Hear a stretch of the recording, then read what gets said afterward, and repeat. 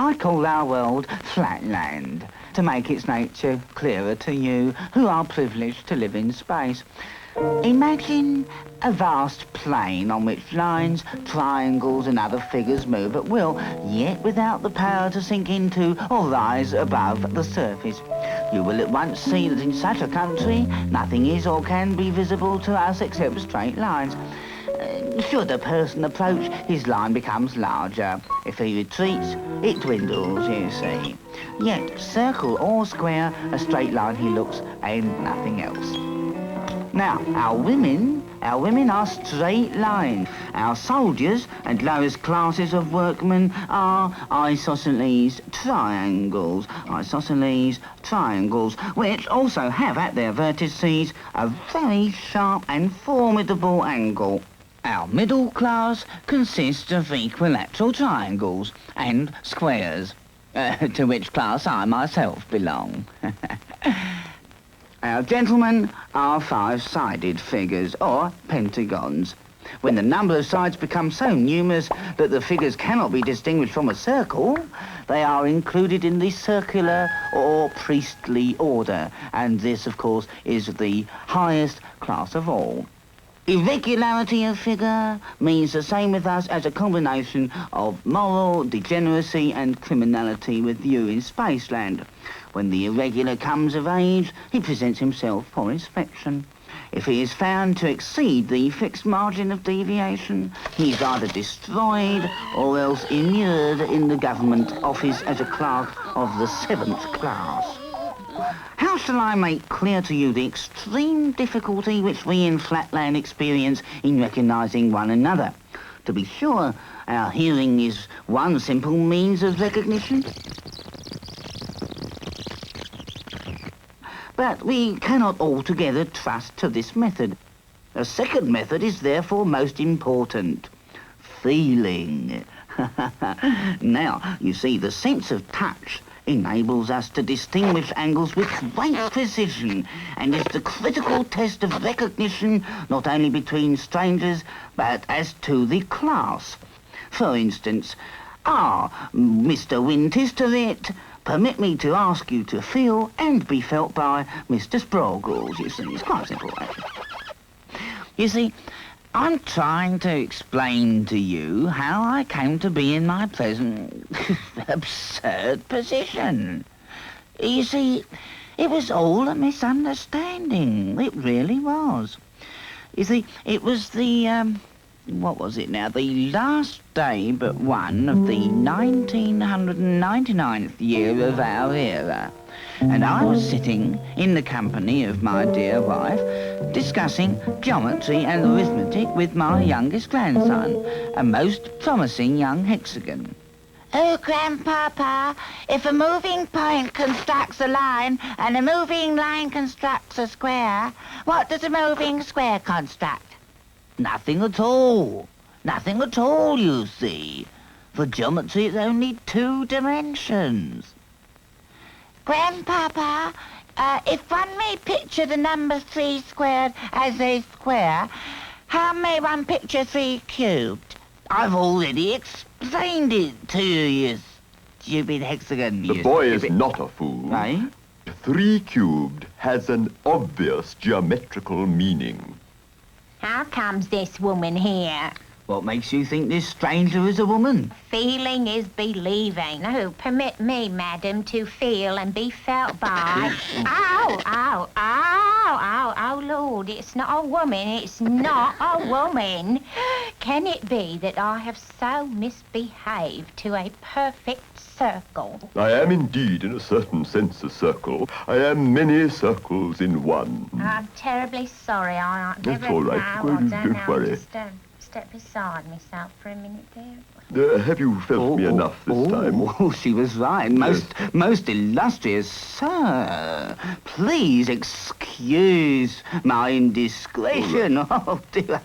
Oh, would you deign to satisfy the curiosity of one who would know whence his visitor came? From space, sir. Whence else? Define space. Right. Space, my lord, is length and breadth indefinitely prolonged. You think it is of 2 dimensions only, but I have come to announce a third. Height. Height.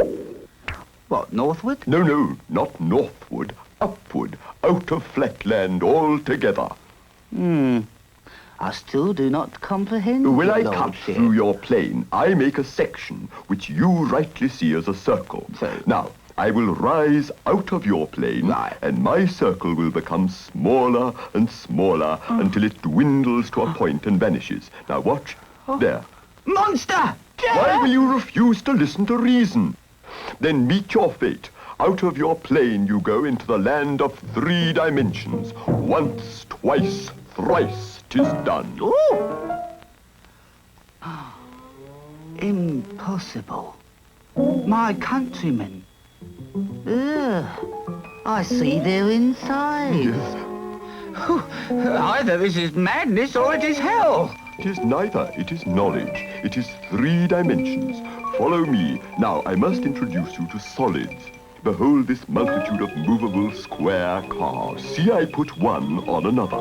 I'm building up a solid. Now, the solid is complete, and we call it a cube.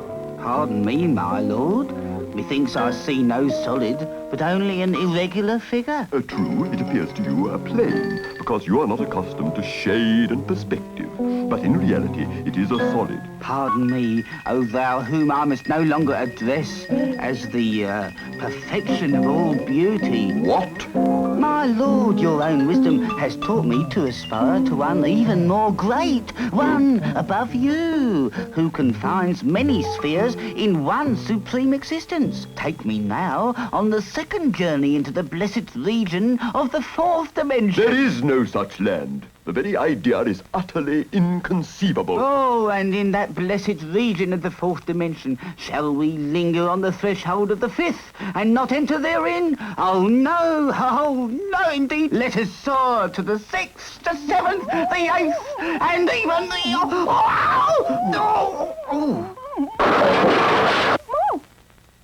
Oh, there you are now, you scamp. Now, yesterday you were trying to make me believe a square may by some motion upward produce another figure, a sort of extra square in 3 dimensions. Would you say that again, you young rascal?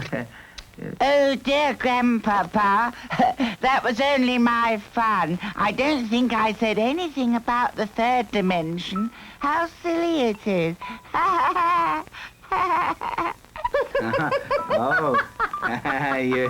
you scamp. No, it's not at all silly, you see. I take the square, let's get this right, and I move it, you see, not northward, but I move it up, you see, not northward. I move it up. Nonsense. What do you mean by those words? What do you think I suppose, mean? well, I suppose it's your way of saying northward and southward. Ah, not so indeed. Another motion. Exhibit it to me then, if you please, this motion.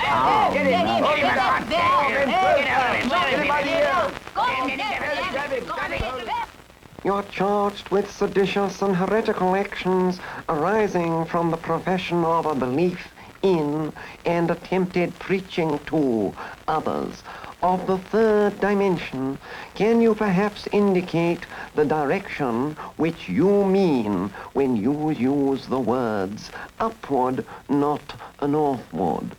I take the square, let's get this right, and I move it, you see, not northward, but I move it up, you see, not northward.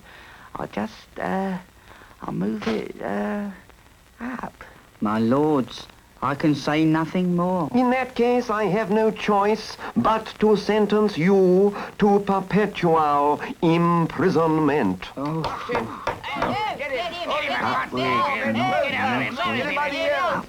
not northward. 7 years have elapsed, and I am still a prisoner. Even my brother, whom I see in weekly interviews, has not yet grasped the nature of the third dimension. Even now, I cannot honestly say that I am confident as to the exact shape of a cube.